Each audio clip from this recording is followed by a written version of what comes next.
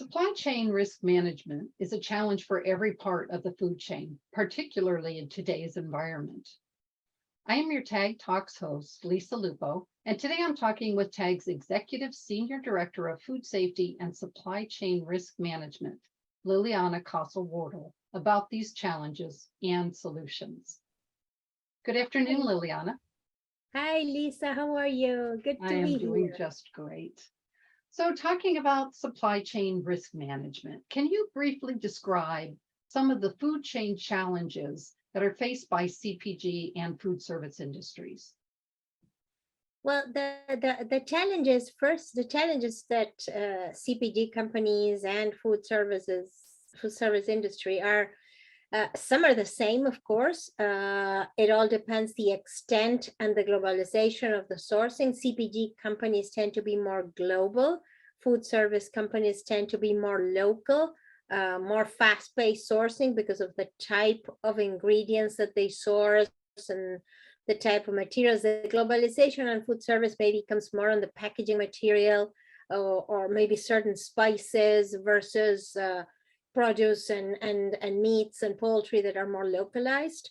CPG companies tend to have a network of suppliers that are global, depending on the commodities that they need to source, the type of packaging materials, design, cost, and the challenges have to do first with uh, how they design their supply chain and what kind of controls they have in place. Are they being proactive and managing their supply chain as they manage their own food safety risks at their manufacturing sites or at the food service location? Are we looking at that with the same lenses? If they are, then the supply chain programs are strong and well designed because the risks are the same and the challenges are higher because at the manufacturing sites, the owners, the CPG companies have people that are monitoring their food safety and product quality on an everyday basis versus the suppliers that are far away. And you have GFSI audits that give you a picture of a moment. You have history of recalls that give you a picture of what happened before, but you're not there every day. So you need to have a comprehensive approach of proactive analysis of risk based on compliance with regulation, based on history of recalls, based on certifications like GFSI audits, based on validation of kill steps if they're managing the kill step, to have a comprehensive approach of proactive management of risk, to have a verification process that includes sampling and testing of products, certificates of analysis, and to have an ongoing consistent approach that includes components of food safety culture to guarantee that every day on every shift for every lot, the behaviors are going to be the same because people understand their roles and responsibilities. Okay.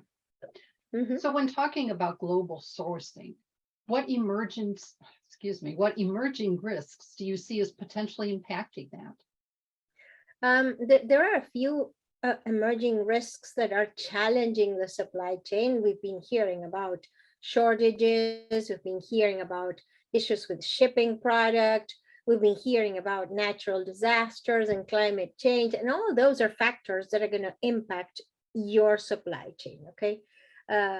Challenges in sourcing have created challenging situations because companies and food service companies have had to use emergency sourcing practices. And usually on emergency sourcing practices, you know less about your supplier because you don't have time to do all that lengthy process of understanding, proactively assessing them, visiting them, testing, verifying. So it happens very quickly. So you have to guardrail that situation very tightly, probably with more sampling and testing, with more thorough sampling and testing, better assessment of how they're going to bring it, manage more the process with a tight rope.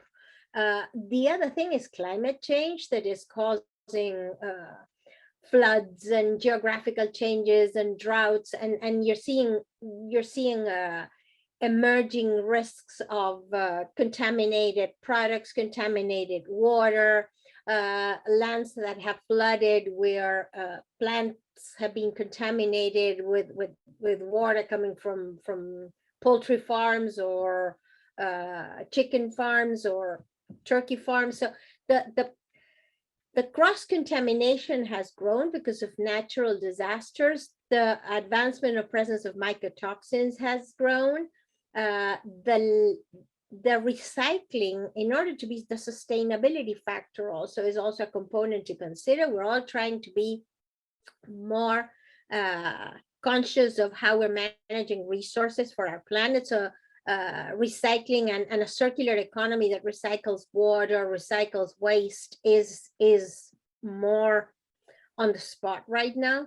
But for that, you have to understand how you're going to manage your risk. You're recycling water, you are reutilizing lands, how you're going to manage it, allergens at the plant level when you're planting different crops, how you're managing recycled water. You're really considering how potable that water is before recycling to use it again in product versus to use it to wash cars, for example. Okay, so understanding your risk-based approach and digging deeper on the risk and kind of being open to think on emerging risks. The other emerging risk that is really something to consider is food fraud, which, given the financial situation, global inflation, the impact on resources because of the pandemic, the risk of food fraud has grown.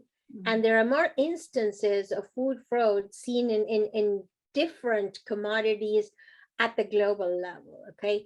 And that with the regulatory challenges, that not all regulations are the same and not all the enforcement of the regulations is the same, creates a more challenging situation for companies where they have to have the ownership to do the digging, to do the assessment, and to understand and follow through with the risk management on risks that were before not thought about, okay? So given all of this that you've discussed here, what should businesses consider in order to conduct a successful global supply risk assessment?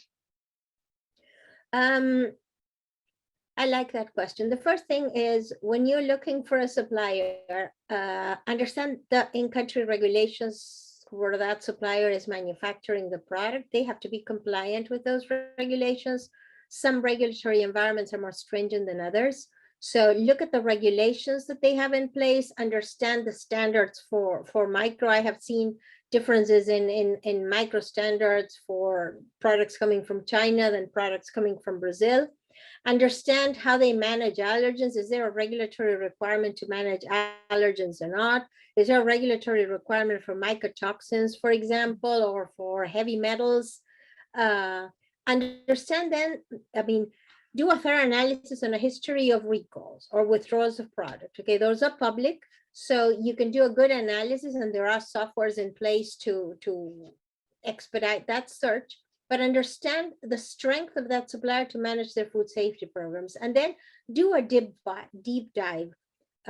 Do the assessment yourself on that commodity and the risks that you know, and some research on emerging risks, and then work with your supplier and assess how they manage food fraud, if they have a vulnerability assessment in place, if they have programs in place for managing their suppliers and understand what their suppliers are doing. Do they know how they manage pesticides at their supplier level? So kind of go one step ahead in the food chain and know what the supplier of your suppliers is doing as well, and work with them.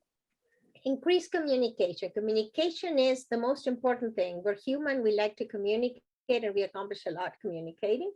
And offer help or work together. The more you work together, the more you create synergies and become a partner instead of a buyer, the better off you're going to need to do to manage risk within the supply chain.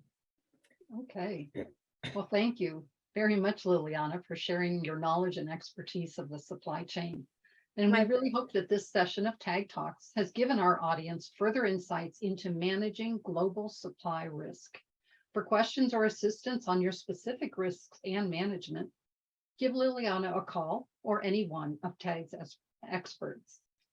And be sure to click subscribe to stay up to date on all things food safety and public health from TAG experts. Thank you again, Liliana. Thank you, Lisa. Hope you all have a great day. You too.